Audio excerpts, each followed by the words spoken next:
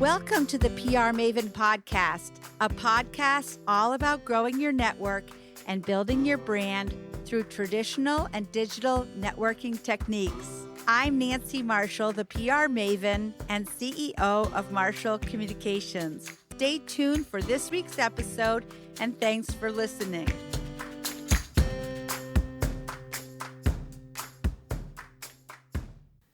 Welcome to the PR Maven Podcast, episode number 251. I can't believe it. Presented by Marshall Communications, creator of the Marshall Plan 65-step creative process. For those of you new to the show, I'm your host, Nancy Marshall, the PR Maven, CEO of Marshall Communications, and keynote speaker, which is part of my new repertoire of services. I want to welcome you, and I want to welcome my guests today, Paula and Derek Slayton of Trampoline Design. It's great to be here. Thank you for having us. You. We're excited to be here. It's great to have you.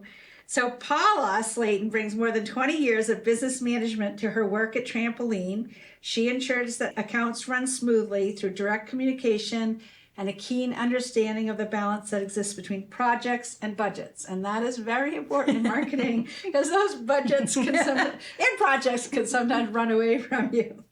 Her management of Glens Falls Hospital, Glens Falls National Bank, and Trust Company, Serious Fun, Double H Ranch, and Vail Resorts demonstrates her ability to navigate corporate and institutional layers while still reaching goals and managing budgets and deadlines. That's another important aspect of marketing. I did all the hard work. Clients love her down-to-earth approach and accessibility. Derek oversees the creative process and manages projects through to completion. From creative strategy to the development of dynamic visual elements, Derek keeps projects on time and precise.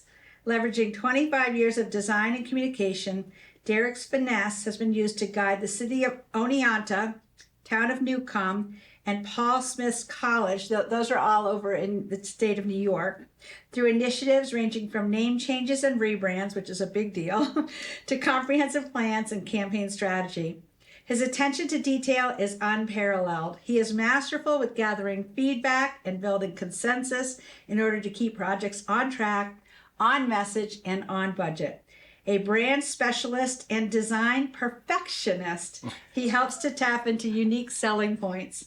So Derek, we'll start with you. Tell us about your career and how you got into it in the first place. Well, getting out of college in the 90s was a really tough thing because there were no jobs to be had.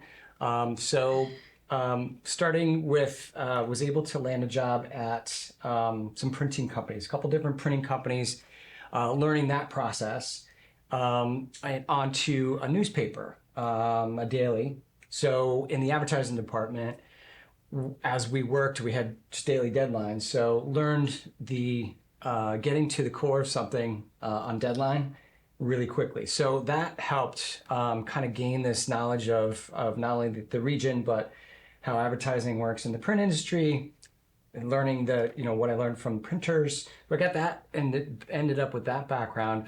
And finally broke into the marketing world into a small creative agency where there was a variety of clients and I was a graphic designer. So, and that's where I met our now business partner to start Trampoline. All right. And what year did you start Trampoline? 2003. So All right. 20 years. 20 years ago, yeah. 20 years. Significant. Yes. Yeah. So Paula, tell us about your career and how you got into advertising in the first place. So my path is very windy. I also graduated from Keene State with a degree in elementary education and psychology and have yet to step into a classroom to teach. Like Derek said, it was hard to find a job. I took a job as a receptionist in a medical practice, ended up staying there for 23 years. Wow. All the way to business management, got my nursing degree, assistant in the OR, and just about as I was getting my real feet under me for being in the operating room, Trampoline was taking off and we were able to bring me on full time. So I bring a little bit of my medical background. I bring some of my psych degree for sure. Yeah. And even my elementary degree when dealing with staff sometimes. So that's where I come from. That's awesome. So you went to college together at Keene State. We did. We were college sweethearts for the second half of our college years. Oh, I love Yeah. that. Yeah, so we'll be married 30 years. 30 years. 30 years this year. Wow. So there's a lot Long to time. celebrate. So as an agency, what would you say is your competitive edge? This is a good question. I would say our competitive edge is our staff. We take a lot of pride in our mission and our company guideline of, family first and an appropriate work-life balance, and have found that the happier your employees are, the better they do on their work. And every one of our employees puts 100%, if not more, into the work that they do, and have so much pride in the product that whatever they show to a client going out has been thought through, has been, streamlined, has gotten feedback, and is just the best product out there. And we're really proud of our staff. And, we take a lot of interns and turn them into tramps and keep them as long as we can because, it's like a family at Trampoline. Yeah. And I think that what we tend to focus on is tourism, hospitality, destination marketing, healthcare is another one. Higher education is another one. And we chose not to be specialists in any one thing. We do tend to focus on those industries as well as some not-for-profits. So having staff so passionate about what we actually market, skiing, for example, working for ski resorts, we have skiers and snowboarders on staff. Working for some nonprofits like the Adirondack Council, we have hikers and walkers and outdoor fitness enthusiasts. So those industries, we have staff so passionate, that's a connection I think that's very hard to get anywhere else, Right. And it makes us, I think, special when we have the passion behind what it is we're marketing and who those we're working with. I think that's when we all first met and we realized we specialize in a lot of the same niches. Absolutely. Because, of course, I had come out of the ski industry myself. Absolutely. And I think we found that our two agencies complemented each other in that way. Definitely. Yes. Definitely. And, I think we do a really good job at choosing clients that do things that matter to our team and to us as people and to us as a company. The nonprofits we pick are the Adirondack Council and the Adirondack Foundation and the Nature Conservancy and Double H Ranch, who provides services for children with life-threatening illnesses. And I enjoy working with hospitals because community hospital and healthcare is so important. So we do a really good job at Trampoline of partnering with clients that matter to us. Yeah. So that's our competitive edge. And to the community. And to the too. community, for Yeah. sure. So you're New York based, however, you do have a home here in Maine, or a couple homes here in Maine. We do. So you've been doing some work here in Maine as well. We do. I have my mom and dad live up in Bangor. My daughter lives in Bath. We have a place down on the peninsula in Phippsburg. And the ultimate goal for Trampoline will be to have full speed 2 offices. So we're in the process of making those moves and loved connecting with you because if you live in Maine and you don't know Nancy, then you don't really live in Maine. So, Or she hasn't found you yet. right. But she will. So rebranding is a big deal for an organization or a company. How do you know when it's time to rebrand? I think that traditionally, a lot of times, the situation comes up where there's a leadership change or a transition. Yeah. There are times when a new service or product is offered that maybe takes the company to a different position in the marketplace. Those are typically times that you'd see a rebrand happening to reflect that. But I think now with social being so prominent and the marketplace being so different, so finicky, it's more like when your audience is not talking about you, when people aren't coming to you, when the phone's not ringing, there may be some other things going on where you need to kind of step up and see what's going on. Competition is fierce. They may be stepping on some of your territory. So it's important to know, your position in the marketplace, because if that's changed, that's an ideal time to maybe look at your strategy, brand strategy, and if that is going to take something of a different look or a different direction, it should be reflected. So Right. I would add to that, you really have to look inward because the truth is your brand is your promise and then your ability to deliver on that promise. So you have to keep looking inward to make sure that the promise you're making that you say you can do still holds water a year later, 2 years later, 3 years later. And are you able to deliver on that? Has your staff changed? Has your area of interest changed? Has the economy changed? So making sure that you're constantly evaluating what you're putting forth for your brand and you're delivering on that promise. If you're not, you just need to do the work to figure out what that promise change needs to be and how you can stand behind it. And that's a perfect time to rebrand. Yeah, I love thinking about a brand as a promise. It is. And I think we'll get into that when we talk about what is a brand. Yeah, well, the language of branding. Yeah, so that's the next question. Tell us about the language of branding. It's almost its own. The vernacular is sometimes it's buzzwords and buzz speak, but the terminology can be very different, but yet the same. So, for example, when I say, "Do you have a new logo? Do you have a new mark? Do you have a new brand identity?" Some people think that's the same All thing. the same, right. It could be completely different. So there's that terminology that gets thrown around that sometimes is it's hard to kind of figure out. Even for somebody coming from the marketing side, it's like, what is a mark versus a logo? So I think the bottom line is trying to figure out with whom you're working with is what does that mean? Right. It's your audience, isn't it? It's your audience. And I'll say on the budget side, it's the client, because we want to make sure if the client is asking for a new brand, are they asking for a logo? Does it include a tagline? Do they really just want their brand refreshed? So bringing it down, getting rid of all the market speak and saying, okay, at the end of this, you're going to have this as your brand, your logo, your refresh, your brand aid, whatever we're going to call it. Let's have that mutual agreement that this is what we're talking about. So Did you just say brand aid? a brand aid. Oh, I love that. I have never heard that. Yeah, add it to the list, because I think if you ask people What is that? it's not a full rebrand. It's you're putting a Band-Aid on their brand. I love that. It's a Band-Aid. Language of branding, brand refresh Yeah. versus a rebrand. So there could be some very different things in there, and so. Yeah, because I think some small, tiny brands think they're going to be like McDonald's serving billions and billions. And it's like a brand like that's worldwide and is targeted pretty much like at anybody who eats. Well, eats that kind of food. But anyway, that's like a big brand promise. Like we're going to serve everybody who just drives through any of our stores and versus a small little health food store that's in a small town that's only going to serve a few hundred people. Yeah, and it does all come back to being able to deliver on your promise. So you can fix the brand aid, make it look pretty or better and work harder for you. But as a brand, you have to do the work on the back end to make sure you're delivering on that promise. It's kind of like putting lipstick on a pig. Yes.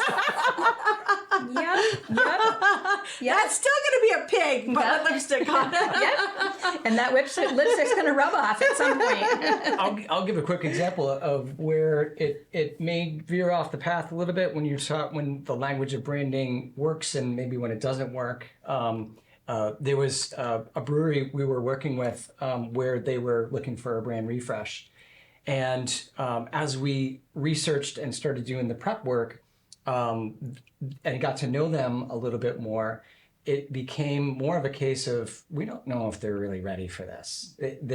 We're getting some things coming up where the language is, well, we want this, but they don't want that in their own organization. So as we went further and further to do the work, it became apparent that they just were not ready for a brand refresh or a rebrand. So it's sometimes a conversation that you have to have really all the time that you have to have to make sure you're on the same page. On the flip side of that, we're working with a ski resort out west where they're looking for a brand strategy guide. So as they grow and expand, they want to know where they're headed so that they make key decisions the right way. We're a mountain that does this for these people.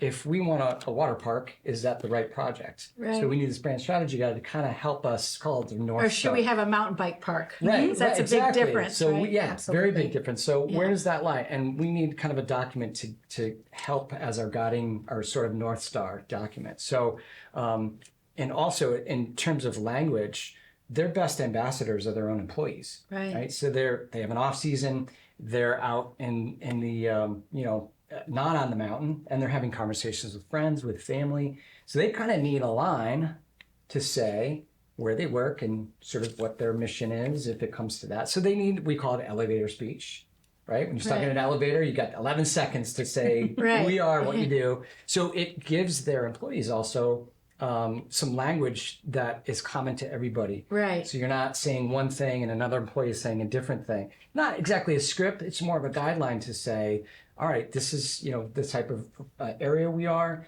This is who our audience is, and this is, why choose us. So that's when the language really kind of comes together. When everybody's on the same page, everybody's kind of taken from the same cue card and believing it.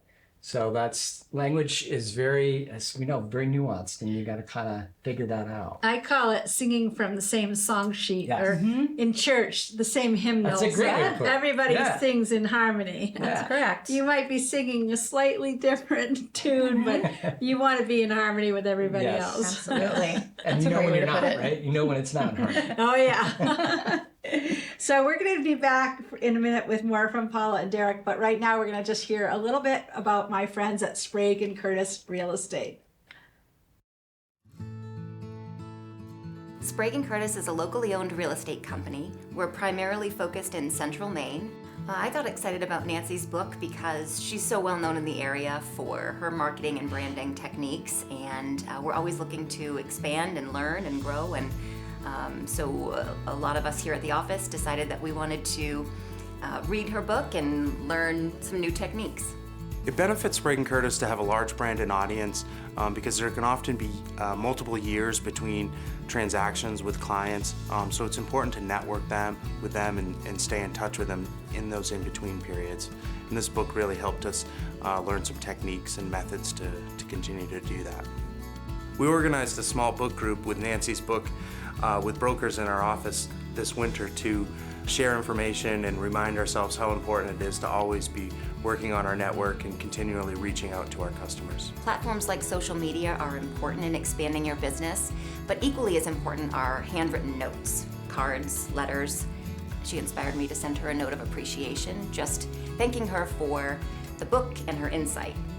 In reading Nancy's book, I was excited to look to continue to grow our brand and our audience. I think she does a great job of motivating us. Nancy's book really helped me learn a few things in marketing and branding and how important it is to stay on top of reaching out to clients periodically, staying top of mind, providing useful information, and really telling our story as a company.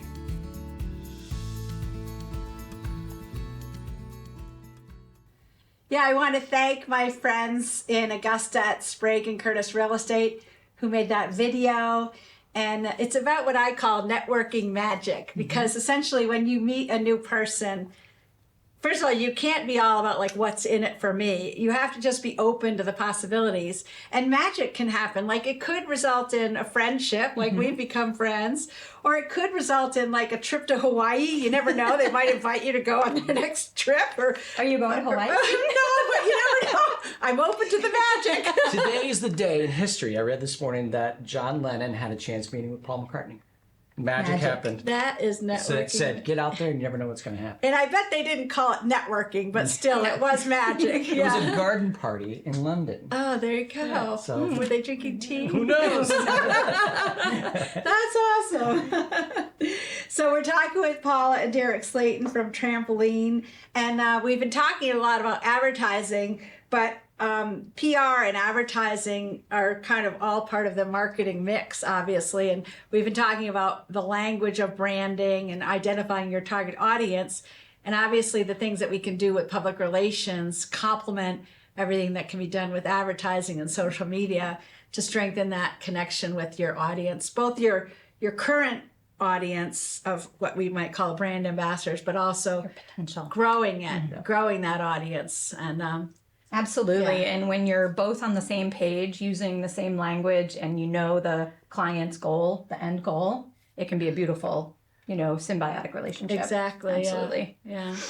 So the R word or recession. There's a possible recession coming down the line, and some people may say, "Oh, we better scale back because we can't spend any money on marketing right now." But why is it important to continue to spend money and invest during a recession? So this is an excellent question. I would say that COVID was its own form of recession.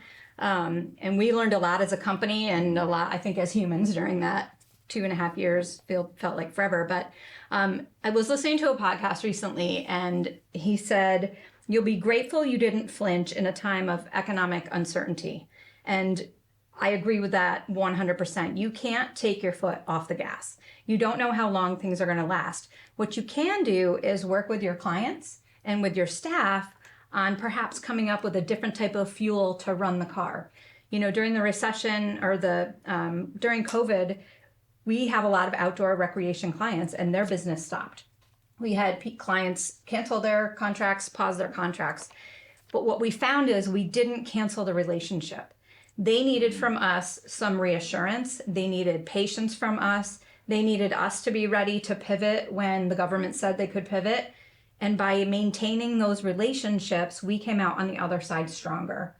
The minute you take your foot off the gas, you're behind. And guess what? There are competitors who are going to jump right in and take that space. So it is important. And I think it's important on the agency side to understand what the client is feeling, because it's scary. And these clients have budgets, they have people to answer to. So it's upon the agency to come up with a way to accomplish some goals during these difficult times. Yeah. And I would also add that it's very important to keep your relationships going. Again, to stay in touch with your network, whether it's through email marketing or your social media. Or handwritten notes. Handwritten notes in the mail. Yeah, exactly. Handwritten notes. Or special events where you have client appreciation events, but whatever. On the handwritten notes, I'll share, we just, it's our 20-year anniversary, so we did a poster that had all of our logos from the last 20 years. And we sent them to previous clients with handwritten notes of, "Hey, it was great working with you 12 years ago or whatever." But you can't underestimate the power of reaching out and of handwritten notes, I think, for sure. It is really quite amazing how it really makes you stand out from everybody else who does the same thing you do, because hardly anybody, they don't know how to write, what to write, how to buy a stamp at the post office. You know? And in that same vein, I think print is coming back. Like everybody stayed away from print. Everything was digital. That was the future. Everything's digital. But every now and again, we get a print piece in the mail and it stops you in your tracks because there's not a lot of people doing that. Right. So, and I know you guys are big on postcards. You include a print postcard with a lot of your campaigns. Yeah, there's nothing like that. It's almost going back to retail from everybody's buying online. Well, retail's around because that experience of see, feel, and touch is so important. And I think that translates to a handwritten note or a piece of printed communication.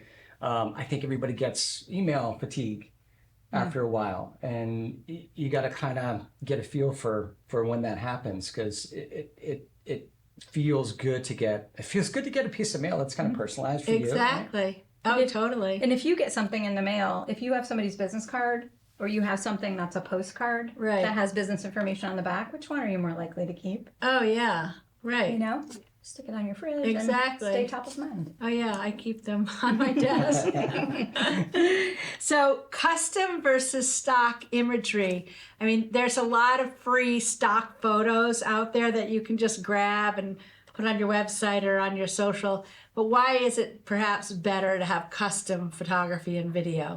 Well, first part of that is stock, is what it says. It's something that is off the shelf that anybody could grab. So I think the danger is if you're relying on something like that, not only, most of the times you need a subscription. Right. So, I mean, I've seen pieces of communication that come and people are just dragging stuff off online with the watermark, with a different, like they're not even supposed to use it because it has a watermark. Yeah, right. So, but even then, when you're, there is a use for stock. There is a place that we feel stock has, and it's almost for us as a company, we're filling gaps.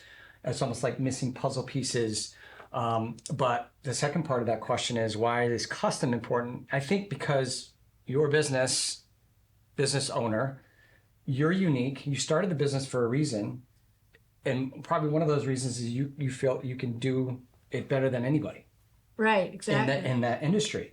So shouldn't you have imagery to reflect that? Right. So that's uniqueness, that's specialty. So that's when a custom solution from an agency or a freelancer is really that important. And so, yeah, again, stock has its place, but it's pieces and bits for us anyways. And you really got to be careful of overdoing that. Right. Yeah.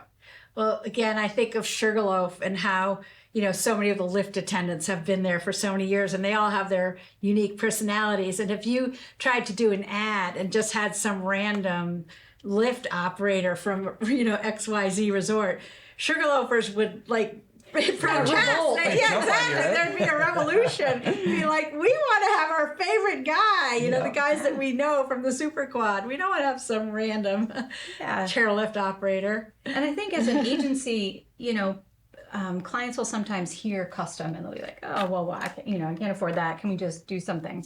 I think what we offer at Trampoline is solutions. So understanding budget, what can we do on our side to make sure what we're presenting them is custom, while, like Derek said, maybe using a piece of something that isn't completely custom. And I can't go into detail because that's a secret sauce at Trampoline. Yeah. But we do understand that there's sometimes that, somebody says custom and automatically a client thinks it's not for them. But we would advocate that on the backside of doing something custom, your return on investment is going to come.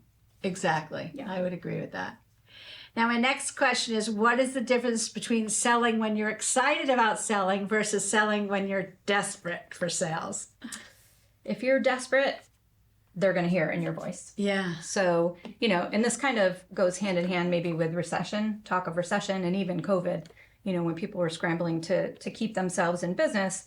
What we found at Trampoline, whether it's you're anxious about pitching a client or you're desperate for new work or you've never pitched this before, is to talk with a peer, talk with another partner. We always rehearse. We always talk about, we're going to do this. And in the case of desperate, that might just be Derek saying, you're using this word too much and it sounds, you need to change that word because you don't want to come across like that. But I think and it allows you to get that, whether it's anxiety or whatever, out and into the world, so that when you're actually presenting or you're actually selling, you have that kind of deep breath and you go about it without that desperation or that anxiety in your voice. Absolutely. Yeah. I think that comes back to the competitive edge question you were asking earlier. When you're passionate about what you're selling and excited, you don't really have to worry about it. There are times when, the roller coaster has you worrying and your heart palpitations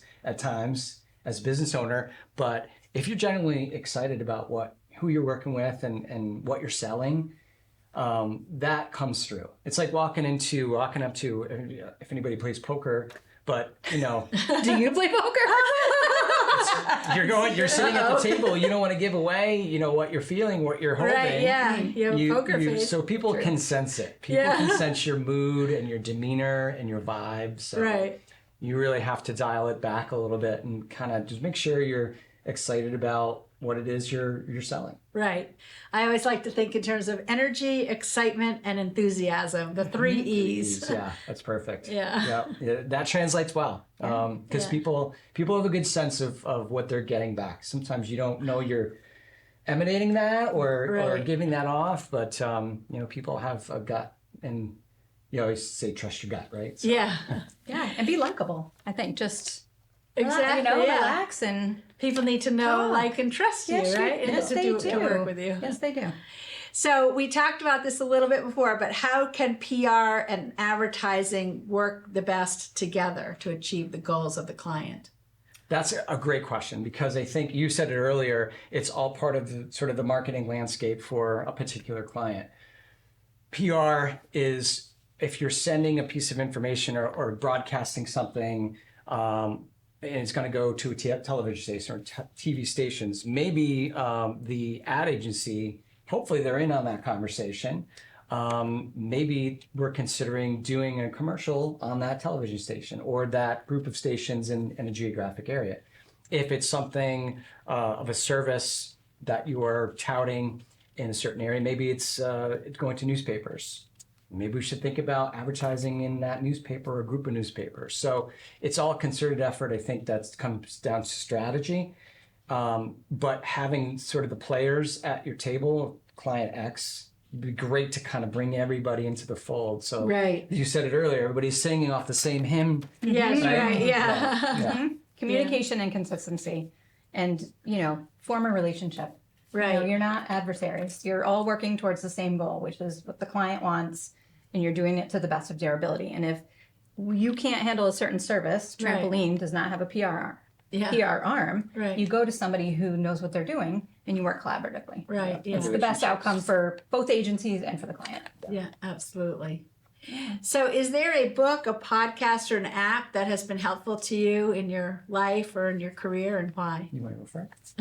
So it took me a long time working at Trampoline to understand that there were resources out there with people going through and doing the same things that I'm doing. So as an entrepreneur, of course, you have that, I can do this anything. I can do anything. Yeah. I'm just going to do it. But what I've realized recently, like really recently in the past 2 or 3 years, is that there are people out there who are going through the exact same thing that we are at any given time in the marketing space, and they have a wealth of knowledge on how to handle that. So my favorite podcast right now is twobobs.com, and it's Blair Enns and David C. Baker. Oh, yeah. They are phenomenal. And David C. Baker gave a podcast for free talking about the pipeline and stuff being stuck in the pipeline as we come upon this R word.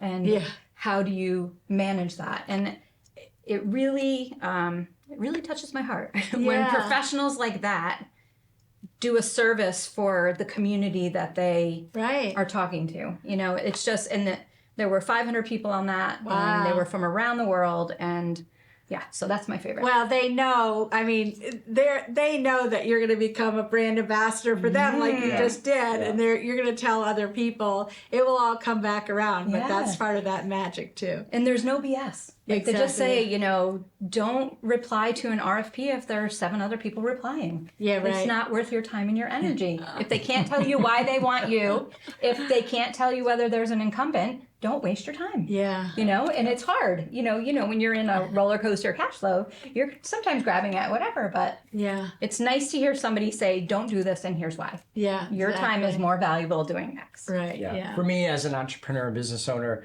I think it's one of the first podcasts I listened to getting into podcasts was How I Built This. Oh, yeah. with Guy Raz. Yeah. And just the people he talks to and some of the questions. He's a good interviewer. But the people he interviews, like say the founder of Lululemon, I get things from that. Say that particular one, he talked about why is the logo the way it is on our clothing. Yeah. It's not even an L for Lululemon. It's completely different. So those things that I get from that podcast is really fun. You hear stories about the roller coasters they went through, the failures they went through over and over. So, when you get in, sometimes you get in those ruts, it's good to hear that, you're not the only one that went through that. So exactly. I love that one. So how can people get in touch with you if they want to follow up? We are all over social, Facebook, Instagram, LinkedIn, Design Tramp on all those handles, but Trampoline Design for LinkedIn. Thank you for the banner. And then our website, trampolinedesign.com, is a great way to get in touch with us. Great. Yeah. Or a handwritten letter. Yeah, handwritten Always love letter. handwritten letters. You can find their mailing address on their Trampoline. website. Yeah, we have a snail mail address. Yeah, that would be awesome. Well, this has been a lot of fun. Thank you both For having us. joining me. This has been great. It's kind of hot here, like it's a hot summer day, so it's kind of ironic we're talking about skiing. I know. I can't wait already. I made me forget about the heat for a minute there. But I hope you have a great day, everybody in PR Maven Nation.